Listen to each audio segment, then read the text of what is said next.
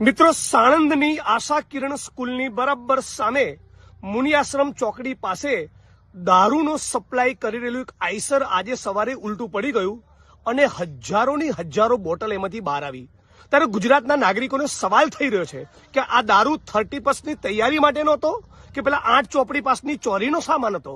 સમગ્ર ગુજરાત એક સુરે કહી રહ્યું છે કે અમારે ગુજરાતમાં બહેન દીકરીઓ માતાઓની વિધવા નથી કરવી, ડ્રગ્સ ચરસ ગાંજામાંથી ગુજરાતને મુક્ત કરવું છે. અને છતાં ગુજરાતના ઉચ્ચ આઈપીએસ અધિકારીઓ અને 8 ચોપડી પાસની સંપૂર્ણ મિલીભગતના કારણે એમણે સુધરવું નથી, એમની લાંચ વૃત્તિ ત્યજવી નથી. એના કારણે આજે પણ ગુજરાતમાં દારૂની મોટી લાઈનો ચાલુ છે. અમે પણ સંકલ્પબદ્ધ છીએ અને સમગ્ર ગુજરાતને વિડીયોના માધ્યમથી અપીલ કરું છું કે 30+ ની પહેલા જ્યાં પણ ડ્રગ્સ ચરસ ગાંજો અને ઇંગ્લિશ દારૂ આવવાનો હોય એની તમામ માહિતી અમારા સુધી પહોંચાડો. હું માંગ કરું છું વિડીયોના માધ્યમથી કે જે પણ જિલ્લાના જે પણ સ્તરે આ દારૂ નીકળીને સાણંદ પહોંચ્યો એના રસ્તામાં આવતા તમામ એસપીની ભૂમિકાની પણ આ મુદ્દે તપાસ કરવામાં આવે.